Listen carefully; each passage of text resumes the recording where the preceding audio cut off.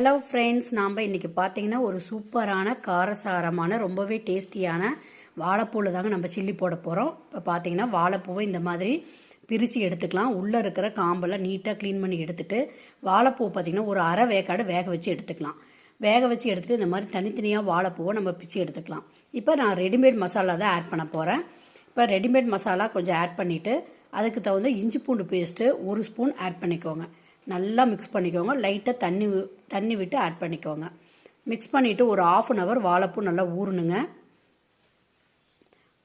ஊறினதுக்கப்புறம் பார்த்திங்கன்னா நம்ம ஆயிலை காய வச்சு அதில் ஒவ்வொரு பூவாக எடுத்து போட்டுக்கலாம். அந்த மாதிரி போட்டிங்கன்னா நல்லா மொறுன்னு கிறிஸ்பியாக வாழைப்பூ சில்லி ரெடி ஆகிடும். இந்த சில்லியை நீங்கள் ட்ரை பண்ணி பாருங்கள். ட்ரை பண்ணி பார்த்துட்டு எப்படி இருக்குன்னு லைக் பண்ணுங்கள், ஷேர் பண்ணுங்கள், சப்ஸ்கிரைப் பண்ணுங்கள், மறக்காமல் பெல் ஐக்கானை கிளிக் பண்ணுங்கள். தேங்க்யூ.